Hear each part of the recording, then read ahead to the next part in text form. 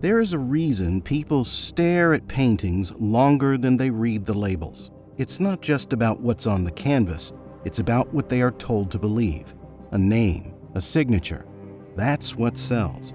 But in the art world, belief is a dangerous currency, and sometimes it's not the forgery that fools us, but the truth that gets brushed aside. From forged veneers to a $9 million sculpture that may or may not be a genuine artwork, we dive into the biggest secrets of the art world.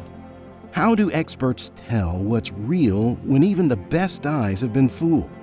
And in a world where AI can mimic genius and provenance papers can be forged, who gets to say what counts as truth? Along the way, you will meet the forgers, the whistleblowers, and the connoisseurs who live in the gray space between science and instinct. Because spotting a fake isn't just about protecting money, it's about protecting meaning. And sometimes the real story is just hiding in plain sight. In the art world, deception isn't always a new thing. Unlike stocks, diamonds, or real estate, art is one of the few multi-million-dollar assets that can't be objectively priced. Its value hinges on something far more fragile. It relies heavily on opinion. A painting is worth what someone is willing to pay, and that price is often shaped by rumors, reputations, and a handful of experts whose judgments are as much performance as they are science. This makes art uniquely vulnerable to forgery.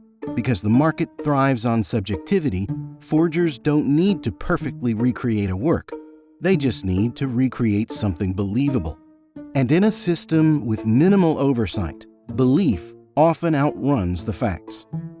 Unfortunately, there is no global regulatory body for art authentication. No barcode, no official title registry. Instead, there are catalogues raisonnés, authentication boards which often disband after lawsuits, and provenance records that can be forged with a little more than a typewriter and an aged coffee stain. In many cases, the difference between a masterpiece and a worthless fake is a single signature or a nod from the right expert. And yet, this multi-billion-dollar industry still runs on trust. Auction houses, dealers, and galleries operate on a wink and nod ecosystem where reputation substitutes for verification. If a prestigious gallery says a painting is real, the market often takes that at face value. If a major collector once owned it, the piece gains credibility by association. This creates a chain built on belief, where one fake can throw off the whole story. So it's no surprise that fakes slip through. In a market where scrutiny can damage both reputation and financial value, many institutions have resisted closer examination. Because in the art world, the line between genius and fraud is often lucrative. Art may be subjective, but under a microscope, lies tend to crumble. In a world where million-dollar forgeries can hang undetected for decades, science has become the art world's quiet enforcer. Take, for instance, material forensics, the lab coat corner of connoisseurship. Pigment dating alone is enough to keep modern forgers up at night. Certain paints simply didn't exist before specific dates. So when a 17th century vermeer contains titanium white, the whole illusion starts to unravel. Canvas weave analysis can reveal whether the fabric came from the correct time and place or from a modern supplier in Brooklyn. Even the binding agents in paint, like oils and resins, can be chemically fingerprinted to track their age and origin. Then there's the X-ray vision of imaging tech. Using X-rays, infrared reflectography, and ultraviolet fluorescence, conservators see through layers of paint without touching the surface. Just like underneath the pristine Madonna and Child, there is an entirely different painting. Under UV light, repairs and overpainting glow like neon lies, revealing attempts to disguise damage or add age. In an infrared, we often find the forger's fatal flaw, a cartoonish underdrawing that no Renaissance master would ever sketch. Take the infamous case of the Getty Kouros, a Greek statue acquired for $9 million. It looked perfect, but under close scientific scrutiny, the surface didn't quite match natural aging. Tool marks suggest modern chisels and the calcite deposits were artificial. It was later claimed to have been artificially induced through acid treatments or even potato mold, casting serious doubt on that claim. Despite its display in the Getty for decades, the museum eventually admitted it was probably a fake. Even signature sleuthing has gone forensic. Experts now analyze the pressure of a signature. These tiny tells are often what bring a multi-million-dollar scam to its knees. The brilliance of forgers lies in their ability to mimic style, mood, and even history. But the flaw of forgery is that it always ages faster than time allows. And while many institutions still rely on the eye of the expert, the lab has become a courtroom where pigment, pressure, and photons testify.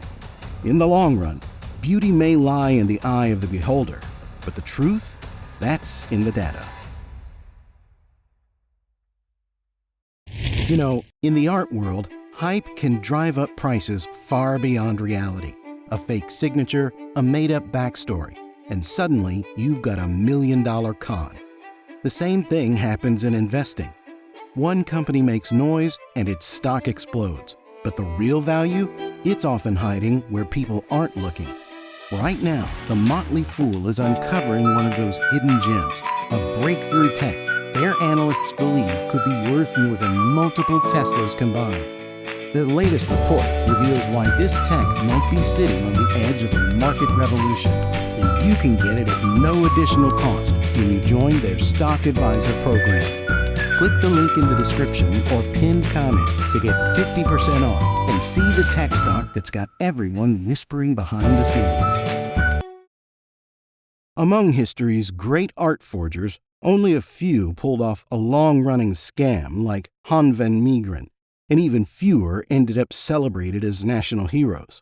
Born in the Netherlands in 1889, Van Meegeren started as a mediocre artist with a chip on his shoulder.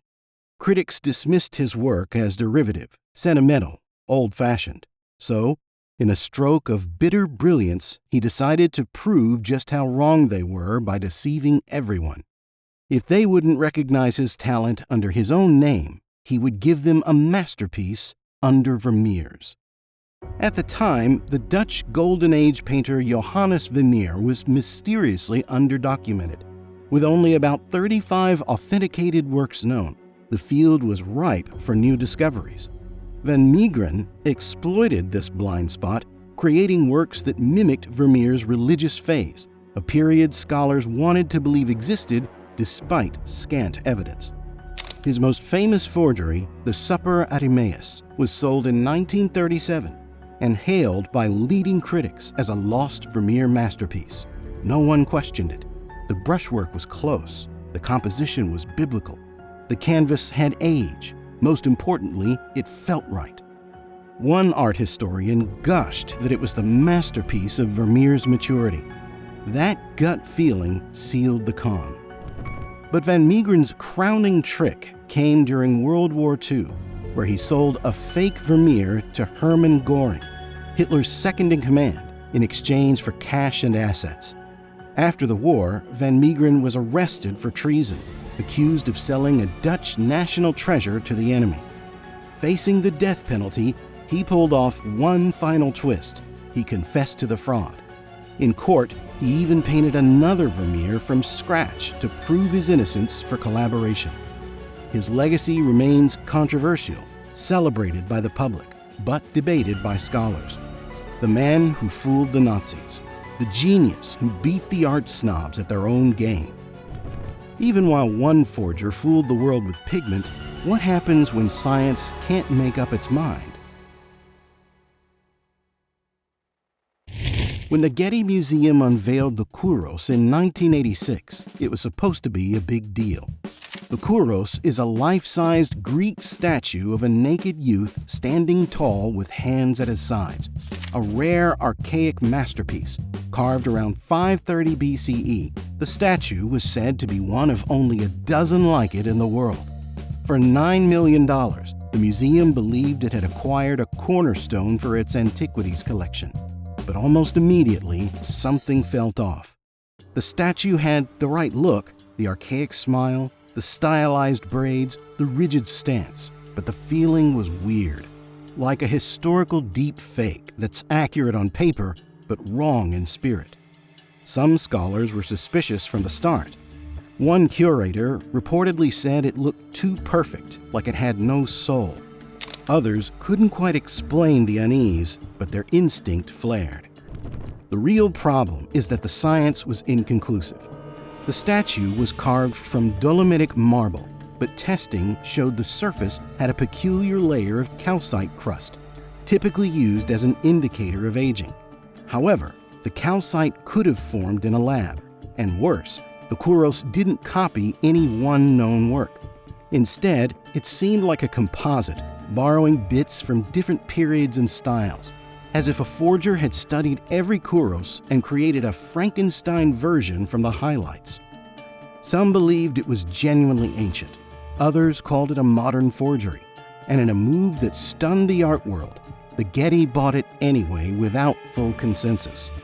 This is because the potential prestige outweighed the doubt. Owning what could be the only Kouros in private hands was too tempting to resist. Decades later, the debate still rages. Its label may never change, but the mystery surrounding it started a different kind of hunt, and that hunt would lead straight into the lab.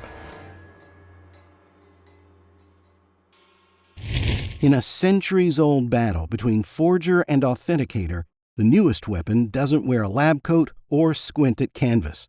It processes terabytes of visual data in milliseconds. This is the AI arms race, where machine learning is redefining what it means to see art. At the front lines are researchers training algorithms to detect patterns invisible to the human eye. Programs now analyze brushwork down to the millimeter, measuring stroke angles, pressure patterns, even the microscopic rhythm of an artist's hand. It's not just what was painted, but how. One system, trained on hundreds of known Rembrandts, flagged a suspected fake, not for style or subject, but for the mathematical signature in the layering technique. Turns out, genius leaves a fingerprint even in paint. For over 5 centuries, Leonardo da Vinci's Mona Lisa has drawn millions of eyes and nearly as many theories. Her smile has been described as enigmatic, haunting, mathematical, even musical. But in recent years, a more peculiar suggestion has entered the frame. That behind the Mona Lisa's gaze is not a Florentine woman named Lisa del Giocondo, but Leonardo himself. That's a self-portrait in drag. It sounds like art world clickbait, and yet the theory has found surprising reactions. Proponents point to the subtle facial similarities between the Mona Lisa and a known red chalk self-portrait of Leonardo in his later years, specifically the nose, brow line, and distance between the eyes. However, this claim has been widely dismissed by well-respected historians who call it a fringe theory. Others go further, suggesting the androgynous quality of the Mona Lisa reflects Leonardo's fascination with duality, displaying his obsession with anatomy, symmetry, and blending opposites, male and female, science and art, life and death. While it may not entirely be true, mainstream art historians dismiss the claim as speculative at best, sensational at worst. There's no direct evidence Leonardo painted himself into the work, and the few historical sources we have point clearly to Lisa Gherardini as the sitter. But what's fascinating isn't the likelihood of the theory, it's the attention it gets. This is a classic case of the art world's obsession with the story over the stroke. The mere possibility of a hidden identity beneath the most famous face in art is enough to generate headlines, documentaries, and endless online debate. Even the Louvre, usually tight-lipped, has occasionally entertained the idea in hushed academic footnotes without endorsing it. It's a minor controversy, but a high-profile one. And like most tales in the art world, it speaks less to what's on the canvas and more to what we want to be there. Because in the end, the Mona Lisa's greatest trick isn't her smile. It's how she reflects back every story we project onto her, including Leonardo himself. Nowadays, scholars are feeding AI images of authentic works, and forgers are doing the same. Deep learning models can now generate entirely new works in the style of any artist, combining composition, palette, and brushstroke texture. A skilled counterfeiter with access to generative AI and a steady hand doesn't need to mimic a painting. He can conjure a lost masterpiece that never existed, but feels disturbingly real. This isn't theoretical.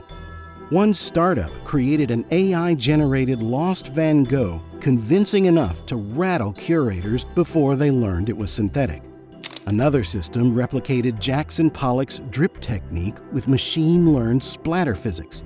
This results in paintings that aren't Pollock's but behave like them under forensic scrutiny. So where does that leave us? On one hand, AI is exposing flaws human experts miss.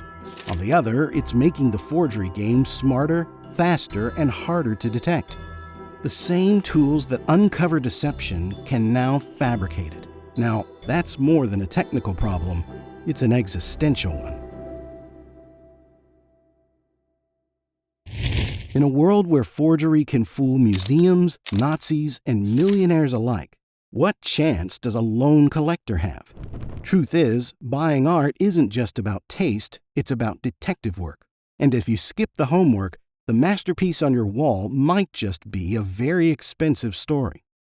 Now, the first rule is to never buy the myth, buy the paperwork. Today, provenance is your best defense against deception. Who owned it, where it's been shown, when it was sold. Gaps in that chain aren't just red flags, they're potholes for forgers to slip through. If a long-lost painting suddenly appears without a trail, it's a gamble. Then there's expert validation, and not just from the gallery selling you the piece. Seek independent scholars, conservation labs, and institutions that aren't financially entangled. One expert's opinion is a claim. However, multiple, unrelated experts become a consensus. And when millions are on the line, consensus is priceless. Meanwhile, scientific testing is also more accessible than ever. A few $1,000s can get you infrared imaging, pigment analysis, even carbon dating if needed. Compared to the risk of buying a fake, it's pocket change. So why doesn't everyone do this? This is usually because the art market still thrives on obscurity. Private sales, confidential buyers, and undisclosed prices. The fewer questions asked, the smoother the sale. But the pressure is mounting. Scandals, lawsuits, and digital sleuths are slowly pushing the industry toward more transparency. Some auction houses now offer condition reports, giving buyers a clearer picture of the work's state before bidding.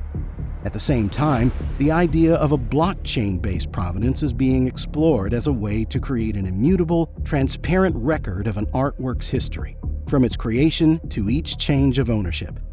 Nevertheless, new collectors are demanding receipts, not just reputations. The tide is turning, but not fast enough to stop the next fake from slipping through. At the end of the day, collecting art is like collecting secrets, just like the Louvre's Gabriel d'Estrées, which was long believed to be the work of a 16th century master and held up as a jewel of French portraiture.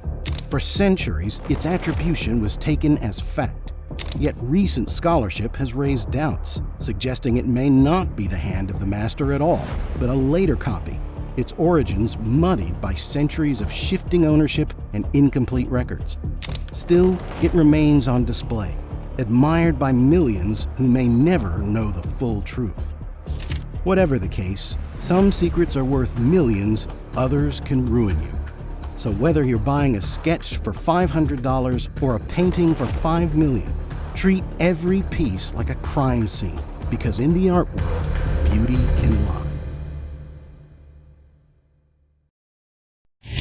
In the silent corners of world-famous museums, you will sometimes find an empty frame. In many cases, This is the cost of belief. For every forgery that's caught, another one still hangs in plain sight, admired by crowds, insured for millions, and rumored about behind closed doors. Institutions rarely make a scene when a fake is uncovered. Instead, paintings are quietly de-accessioned, downgraded, or simply removed from catalogs, scholarship, and memory. Sometimes the embarrassment is too great. Sometimes the donor is too powerful. And sometimes it's easier to let the illusion continue. This is because belief drives donations, secures legacies, and fills galleries. But when that belief rests on forged ground, the consequences affect far beyond a single painting. Entire exhibitions have been built on lies, academic careers shaped by false attributions, cultural heritage rewritten by the stroke of a brush that should never have held power. You can see it in the museums that now include a single cautious line on their labels, and that uncertainty comes at a price. But spotting a fake is only half the battle. What if the real scam isn't the forgery, but the system that lets it happen?